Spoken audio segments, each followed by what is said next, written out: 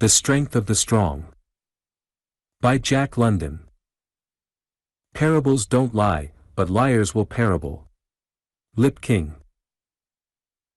Old Longbeard paused in his narrative, licked his greasy fingers, and wiped them on his naked sides where his one piece of ragged bearskin failed to cover him. Crouched around him, on their hams, were 3 young men, his grandsons, Deer Runner, Yellowhead, and Afraid of the Dark. In appearance they were much the same. Skins of wild animals partly covered them.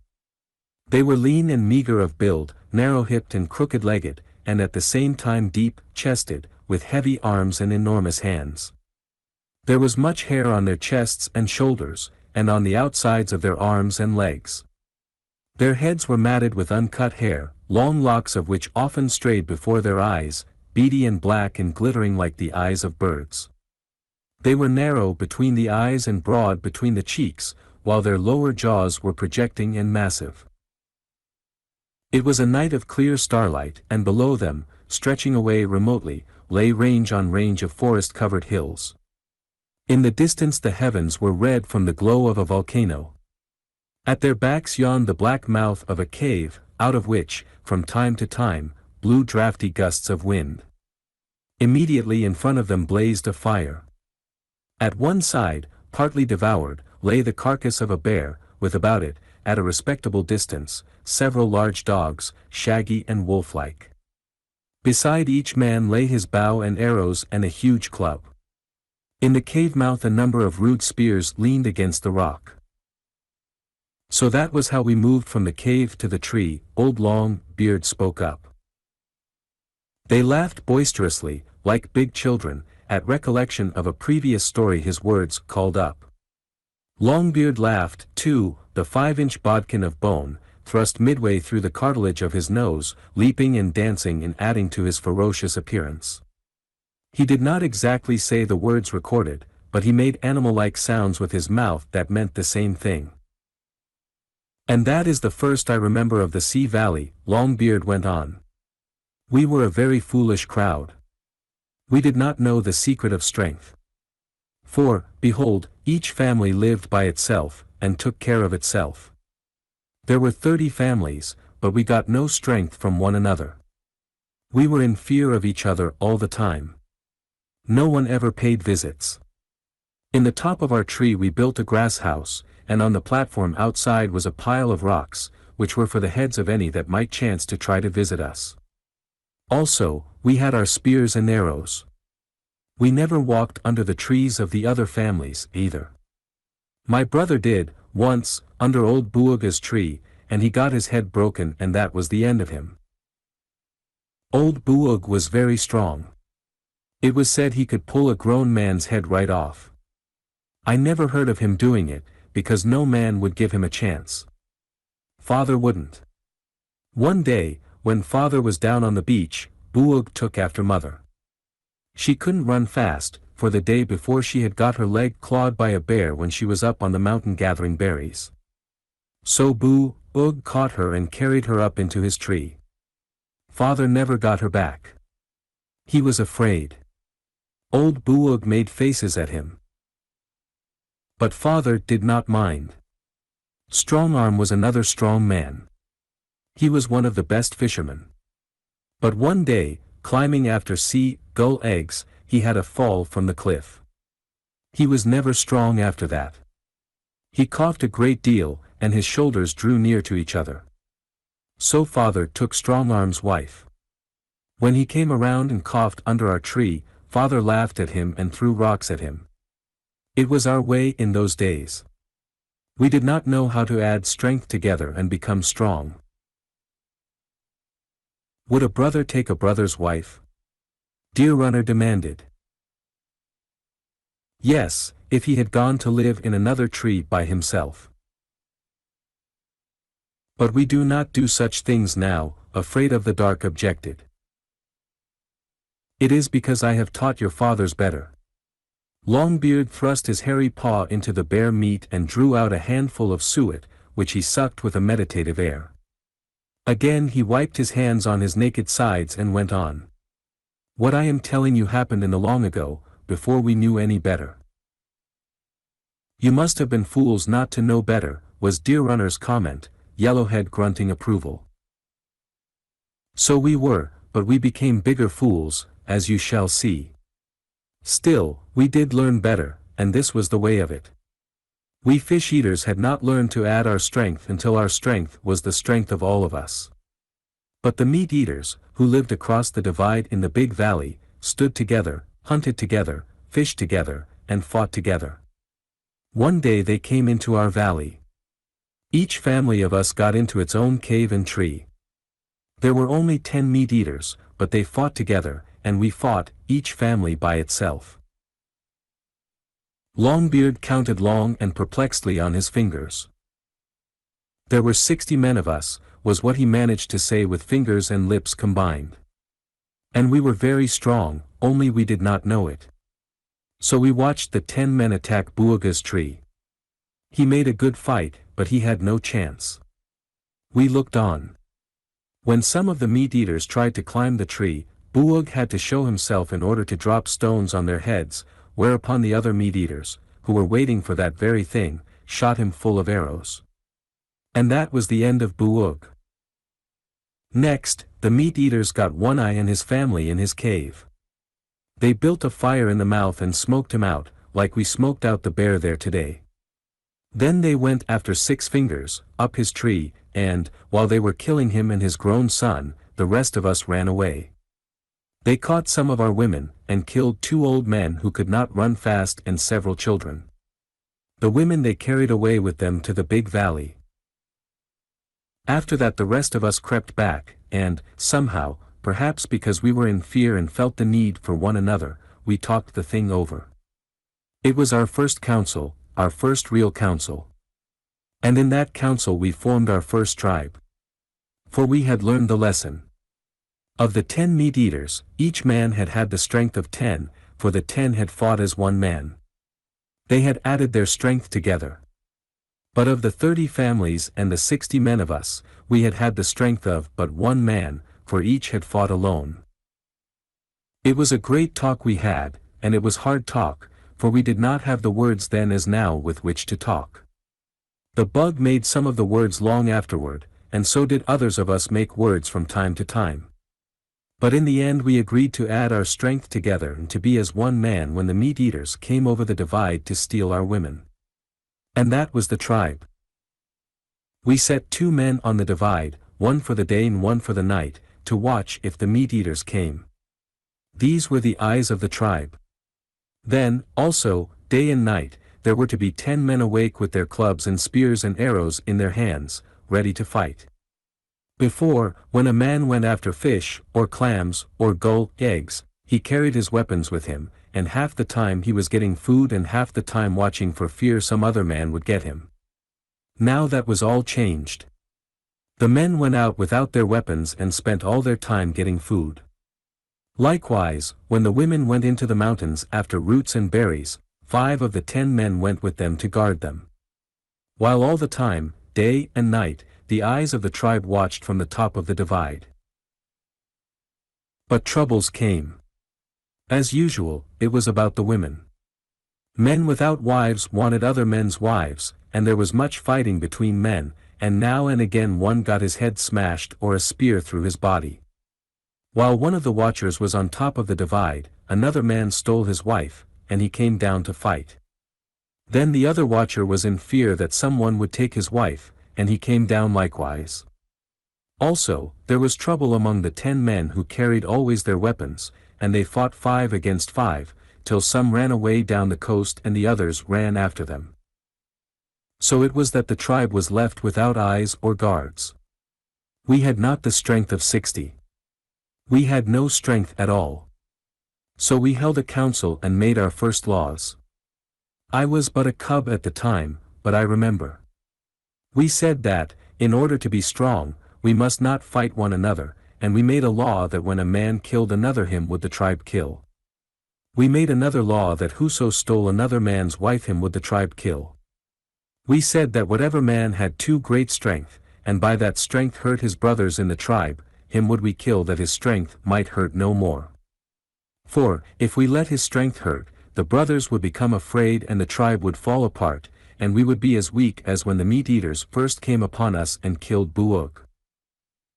Knucklebone was a strong man, a very strong man, and he knew not law. He knew only his own strength, and in the fullness thereof he went forth and took the wife of 3 clams. 3 clams tried to fight, but Knucklebone clubbed out his brains.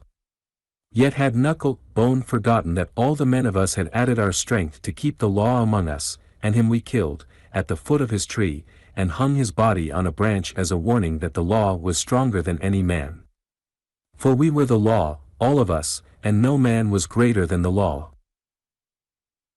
Then there were other troubles, for know, O dear runner, and yellowhead, and afraid of the dark, that it is not easy to make a tribe. There were many things, little things, that it was a great trouble to call all the men together to have a council about. We were having councils morning, noon, and night, and in the middle of the night. We could find little time to go out and get food, because of the councils, for there was always some little thing to be settled, such as naming 2 new watchers to take the place of the old ones on the hill, or naming how much food should fall to the share of the men who kept their weapons always in their hands and got no food for themselves. We stood in need of a chief man to do these things, who would be the voice of the council, and who would account to the council for the things he did. So we named Fithfith the chief man. He was a strong man, too, and very cunning, and when he was angry he made noises just like that, fith, like a wildcat. The 10 men who guarded the tribe were set to work making a wall of stones across the narrow part of the valley.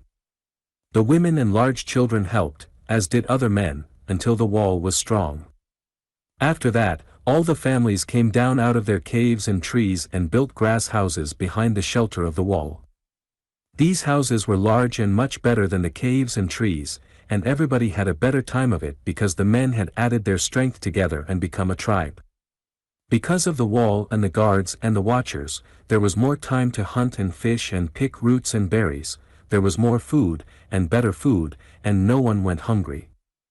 And 3 Legs, so named because his legs had been smashed when a boy and who walked with a stick, 3 Legs got the seed of the wild corn and planted it in the ground in the valley near his house. Also, he tried planting fat roots and other things he found in the mountain valleys. Because of the safety in the sea valley, which was because of the wall and the watchers and the guards, and because there was food and plenty for all without having to fight for it, many families came in from the coast valleys on both sides and from the high back mountains where they had lived more like wild animals than men. And it was not long before the sea valley filled up, and in it were countless families. But, before this happened, the land, which had been free to all and belonged to all, was divided up. 3 Legs began it when he planted corn. But most of us did not care about the land. We thought the marking of the boundaries with fences of stone was a foolishness. We had plenty to eat, and what more did we want? I remember that my father and I built stone fences for 3 Legs and were given corn in return. So only a few got all the land, and 3 Legs got most of it.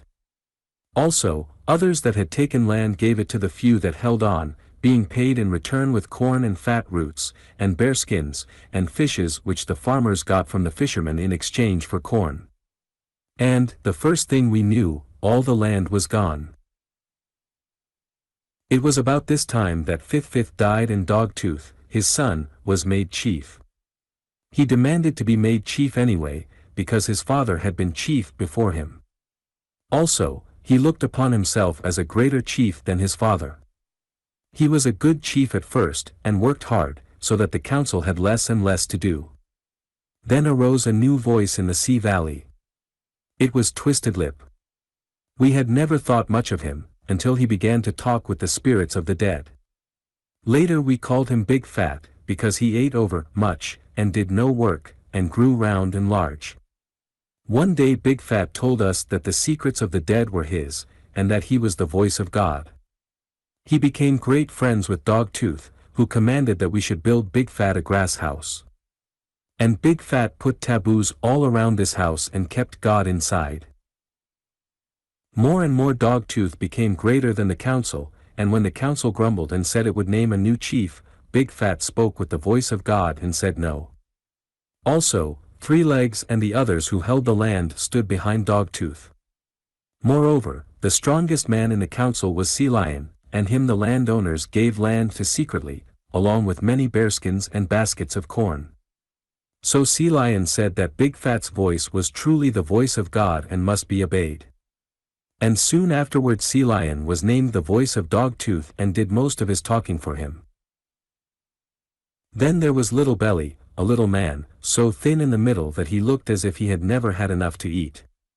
Inside the mouth of the river, after the sandbar had combed the strength of the breakers, he built a big fish trap. No man had ever seen or dreamed a fish trap before. He worked weeks on it, with his son and his wife, while the rest of us laughed at their labors. But, when it was done, the first day he caught more fish in it than could the whole tribe in a week, whereat there was great rejoicing. There was only one other place in the river for a fish trap, but, when my father and I and a dozen other men started to make a very large trap, the guards came from the big grass house we had built for Dogtooth.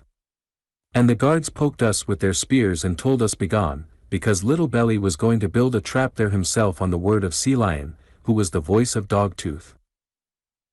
There was much grumbling, and my father called a council. But, when he rose to speak, him the Sea Lion thrust through the throat with a spear and he died. And Dogtooth and Little Belly, and Three Legs and all that held land said it was good. And Big Fat said it was the will of God. And after that all men were afraid to stand up in the council, and there was no more council. Another man, Pigjaw, began to keep goats. He had heard about it as among the meat-eaters, and it was not long before he had many flocks. Other men, who had no land and no fish traps, and who else would have gone hungry, were glad to work for Pigjaw, caring for his goats, guarding them from wild dogs and tigers, and driving them to the feeding pastures in the mountains. In return, Pigjaw gave them goat meat to eat and goat skins to wear, and sometimes they traded the goat meat for fish and corn and fat roots. It was this time that money came to be. Sea Lion was the man who first thought of it, and he talked it over with Dogtooth and Big Fat. You see, these three were the ones that got a share of everything in the Sea Valley. 1 basket out of every 3 of corn was theirs, 1 fish out of every 3, 1 goat out of every 3. In return, they fed the guards and the watchers, and kept the rest for themselves. Sometimes, when a big haul of fish was made, they did not know what to do with all their share.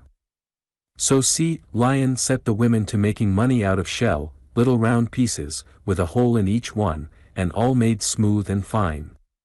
These were strung on strings, and the strings were called money. Each string was of the value of 30 fish, or 40 fish, but the women, who made a string a day, were given 2 fish each.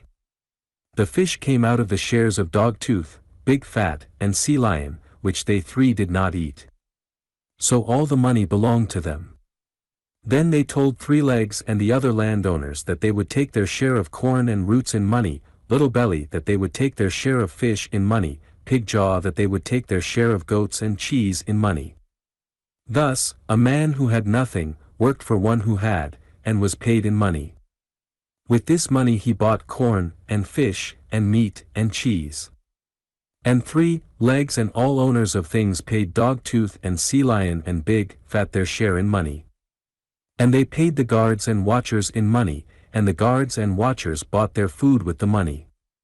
And, because money was cheap, Dogtooth made many more men into guards.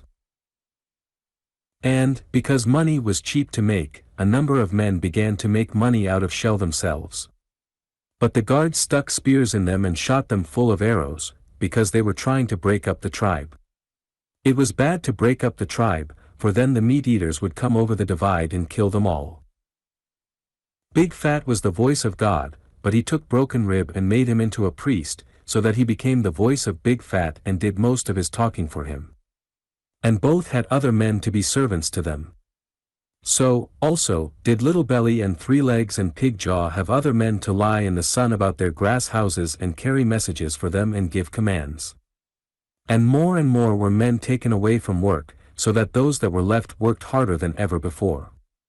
It seemed that men desired to do no work and strove to seek out other ways whereby men should work for them. Crooked Eyes found such a way. He made the first fire brew out of corn. And thereafter he worked no more, for he talked secretly with Dogtooth and Big Fat and the other masters, and it was agreed that he should be the only one to make fire brew. But Crooked Eyes did no work himself. Men made the brew for him, and he paid them in money. Then he sold the fire brew for money, and all men bought. And many strings of money did he give Dogtooth and Sea Lion and all of them. Big Fat and Broken Rib stood by Dogtooth when he took his second wife, and his third wife. They said Dogtooth was different from other men and second only to God that Big Fat kept in his taboo house, and Dogtooth said so, too, and wanted to know who were they to grumble about how many wives he took. Dogtooth had a big canoe made, and many more men he took from work, who did nothing and lay in the sun, save only when Dogtooth went in the canoe, when they paddled for him. And he made Tigerface head man over all the guards, so that Tigerface became his right arm, and when he did not like a man Tigerface killed that man for him. And Tigerface, also, made another man to be his right arm, and to give commands, and to kill for him. But this was the strange thing, as the days went by we who were left worked harder and harder, and yet did we get less and less to eat. But what of the goats and the corn and the fat roots and the fish trap, spoke up Afraid of the Dark, what of all this? Was there not more food to be gained by man's work? It is so, Longbeard agreed. 3 men on the fish trap got more fish than the whole tribe before there was a fish trap. But have I not said we were fools? The more food we were able to get, the less food did we have to eat. But was it not plain that the many men who did not work ate it all up? Yellowhead demanded. Longbeard nodded his head sadly. Dogtooth's dogs were stuffed with meat, and the men who lay in the sun and did no work were rolling in fat, and, at the same time, there were little children crying themselves to sleep with hunger biting them with every wail. Deer Runner was spurred by the recital of famine to tear out a chunk of bear meat and broil it on a stick over the coals. This he devoured with smacking lips, while Longbeard went on. When we grumbled Big Fat arose, and with the voice of God said that God had chosen the wise men to own the land and the goats and the fish trap, and the fire brew, and that without these wise men we would all be animals, as in the days when we lived in trees. And there arose one who became a singer of songs for the king. Him they called the Bug, because he was small and ungainly of face and limb and excelled not in work or deed. He loved the fattest marrow bones, the choicest fish, the milk warm from the goats, the first corn that was ripe, and the snug place by the fire. And thus, becoming singer of songs to the king, he found a way to do nothing and be fat. And when the people grumbled more and more, and some threw stones at the king's grass house, the Bug sang a song of how good it was to be a fish-eater. In his song he told that the fish-eaters were the chosen of God and the finest men God had made. He sang of the meat-eaters as pigs and crows, and sang how fine and good it was for the fish-eaters to fight and die doing God's work, which was the killing of meat-eaters. The words of his song were like fire in us, and we clamored to be led against the meat-eaters. And we forgot that we were hungry, and why we had grumbled, and were glad to be led by Tigerface over the divide, where we killed many meat-eaters and were content. But things were no better in the Sea Valley. The only way to get food was to work for Three Legs or Little Belly or Pigjaw, for there was no land that a man might plant with corn for himself. And often there were more men than Three Legs and the others had work for. So these men went hungry, and so did their wives and children and their old mothers. Tigerface said they could become guards if they wanted to, and many of them did, and thereafter they did no work except to poke spears in the men who did work and who grumbled at feeding so many idlers. And when we grumbled, ever the Bug sang new songs. He said that Three Legs and Pigjaw and the rest were strong men, and that was why they had so much. He said that we should be glad to have strong men with us, else would we perish of our own worthlessness and the meat-eaters. Therefore, we should be glad to let such strong men have all they could lay hands on. And Big Fat and Pig Jaw and Tiger Face and all the rest said it was true. All right, said Long Fong, then will I, too, be a strong man. And he got himself corn, and began to make fire brew and sell it for strings of money. And, when Crooked Eyes complained, Long Fong said that he was himself a strong man, and that if Crooked Eyes made any more noise he would bash his brains out for him. Whereat Crooked Eyes was afraid and went and talked with Three Legs and Pig Jaw. And all three went and talked to Dog Tooth. And Dog Tooth spoke to Sea Lion, and Sea Lion sent a runner with a message to Tiger Face. And Tiger Face sent his guards, who burned Long Fong's house along with the fire brew he had made. Also, they killed him and all his family. And Big Fat said it was good, and the Bug sang another song about how good it was to observe the law, and what a fine land the Sea Valley was, and how every man who loved the Sea Valley should go forth and kill the bad meat-eaters. And again his song was as fire to us, and we forgot to grumble. It was very strange.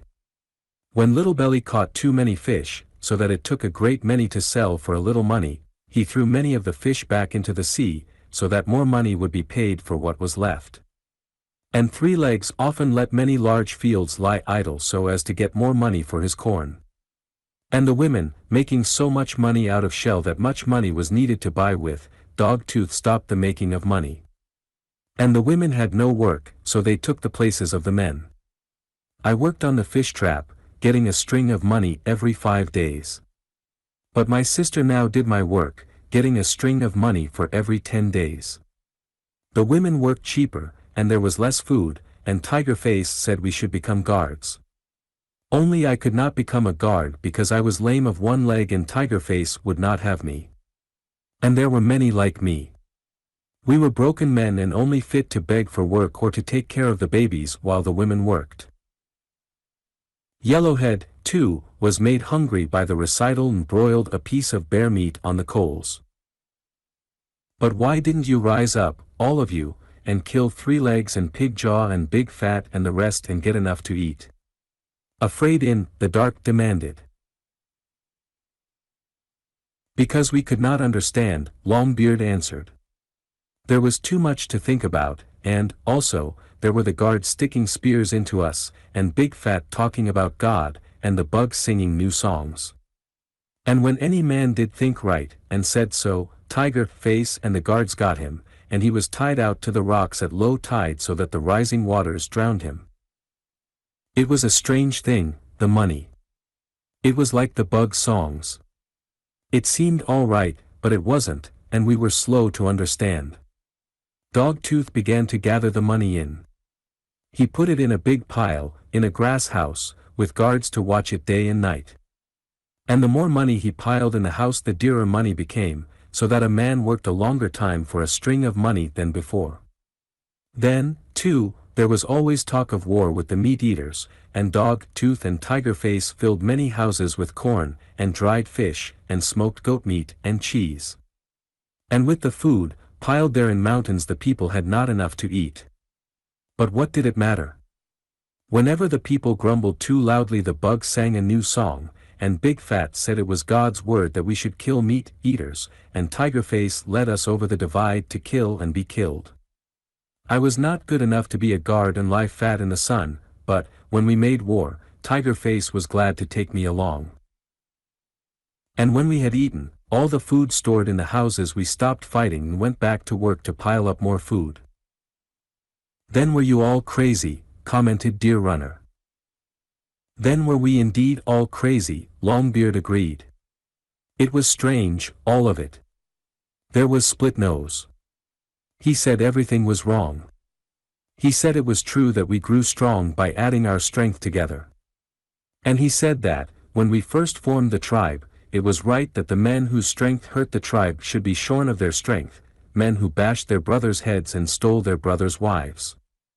And now, he said, the tribe was not getting stronger, but was getting weaker, because there were men with another kind of strength that were hurting the tribe, men who had the strength of the land, like Three Legs, who had the strength of the fish trap, like Little Belly, who had the strength of all the goat meat, like Pigjaw.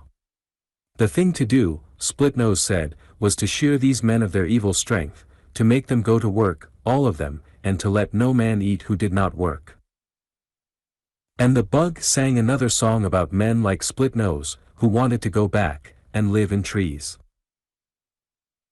Yet Splitnose said no, that he did not want to go back, but ahead, that they grew strong only as they added their strength together, and that, if the fish-eaters would add their strength to the meat-eaters, there would be no more fighting and no more watchers and no more guards, and that, with all men working, there would be so much food that each man would have to work not more than 2 hours a day.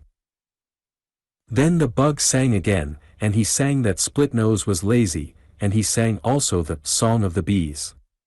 It was a strange song, and those who listened were made mad, as from the drinking of strong fire brew. The song was of a swarm of bees, and of a robber wasp who had come in to live with the bees and who was stealing all their honey. The wasp was lazy and told them there was no need to work. Also, he told them to make friends with the bears, who were not honey stealers but only very good friends. And the bug sang in crooked words, so that those who listened knew that the swarm was the Sea Valley tribe, that the bears were the meat-eaters, and that the lazy wasp was Splitnose. And when the bug sang that the bees listened to the wasp till the swarm was near to perishing, the people growled and snarled, and when the bug sang that at last the good bees arose and stung the wasp to death, the people picked up stones from the ground and stoned Splitnose to death till there was naught to be seen of him but the heap of stones they had flung on top of him. And there were many poor people who worked long and hard and had not enough to eat that helped throw the stones on Splitnose. And, after the death of Splitnose, there was but one other man that dared rise up and speak his mind, and that man was Hairface. "Where is the strength of the strong?" he asked. "We are the strong, all of us, and we are stronger than Dogtooth and Tiger Face and Three Legs and Pigjaw and all the rest who do nothing and eat much and weaken us by the hurt of their strength, which is bad strength. Men who are slaves are not strong. If the man who first found the virtue and use of fire had used his strength, we would have been his slaves, as we are the slaves today of Little Belly, who found the virtue and use of the fish trap, and of the men who found the virtue and use of the land, and the goats, and the fire brew. Before, we lived in trees, my brothers, and no man was safe. But we fight no more with one another. We have added our strength together. Then let us fight no more with the meat-eaters. Let us add our strength and their strength together. Then will we be indeed strong. And then we will go out together, the fish-eaters and the meat-eaters, and we will kill the tigers and the lions and the wolves and the wild dogs, and we will pasture our goats on all the hillsides and plant our corn and fat roots in all the high mountain valleys. In that day we will be so strong that all the wild animals will flee before us and perish. And nothing will withstand us, for the strength of each man will be the strength of all men in the world." So said Hairface, and they killed him, because, they said, he was a wild man and wanted to go back and live in a tree. It was very strange.